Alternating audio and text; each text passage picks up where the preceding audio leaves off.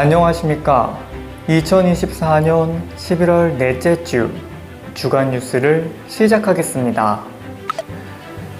정액제로 서울시 대중교통을 무제한 이용하는 호불기후 동행 카드의 사전 발급 신청 접수가 시작됐습니다. 호불기후 동행 카드의 요금은 매달 1일부터 말일까지 일자에 따라 28일인 경우 58,000원, 31일인 경우 64,000원까지 정액으로 청구되며 정액 이하를 사용한 경우 실제 이용 금액만 청구됩니다. 티머니 카드 페이 웹사이트에서 신용카드나 체크카드를 등록하면 이용이 가능합니다. 전용 면적 120m2를 초과하는 오피스텔에 바닥 난방을 설치할 수 없도록 한 규제가 폐지됩니다. 바닥 난방 제한 폐지는 올해 말 개정 건축기준 고시 이후 건축 허가를 받은 오피스텔부터 적용합니다. 정부가 지난해 발코니 설치를 허용한 데 이어 올해 바닥 난방 제한까지 폐지하면서 오피스텔을 주거 용도로 쓰는 것을 막기 위해 만들었던 규제는 모두 사라지게 됐습니다. 일기예보처럼 내일의 기분을 미리 알려주는 기술이 개발됐습니다. 기초과학연구원 수리계산과학연구단 의생명수학그룹 연구팀은 고려대 의대 교수팀과 공동으로 오늘의 수면 패턴을 토대로 내일의 기분을 예측할 수 있는 기술을 개발했다고 밝혔습니다. 잠을 잔 시간과 깨어있는 시간을 기록한 데이터를 이용해 적은 비용으로도 효율적으로 기분 삽화를 예측할 수 있는 기술을 개발한 겁니다. 이 기술은 계절성 우울증 환자를 대상으로 한 광선 치료 등 실제 임상 현장에 활용할 수 있을 것으로 기대됩니다. 최근 붕세권이란 신조어가 생길 정도로 붕어빵 노점을 찾기 어려워졌습니다. 그래서 나온 게 바로 붕어빵 지도인데요. 생활 플랫폼 당근이 4년 전부터 시즌 한정으로 운영한 겨울 간식 지도 서비스를 아예 붕어빵 지도로 만들어 오픈했다고 밝혔습니다. 전에는 붕어빵과 군고구마 등 겨울 간식을 파는 노점이 등록돼 있었다면 붕어빵 지도는 아예 붕어빵 노점만 모아놓는 게 특징입니다. 이용자들은 직접 붕어빵 노점의 위치를 등록하거나 수정이나 삭제할 수도 있습니다. 영업시간과 가격대 등 기본 정보와 생생한 방문 후기도 나눌 수 있습니다.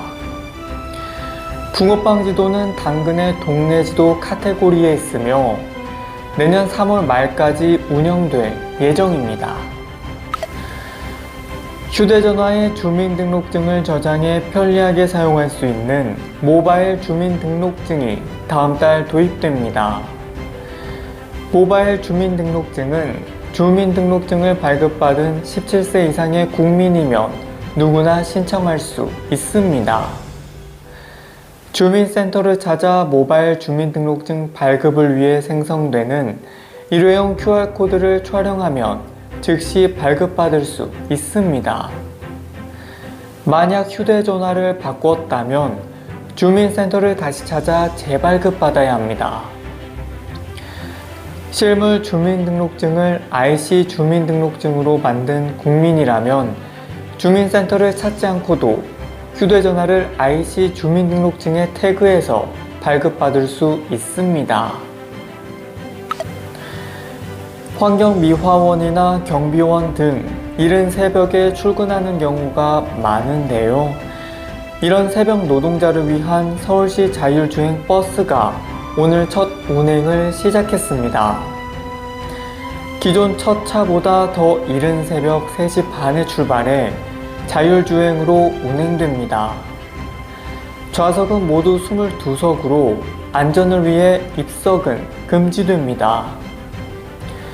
승객들은 버스 전면에 부착된 좌석 표시기를 통해 탑승 전 좌석 현황을 먼저 확인해야 합니다.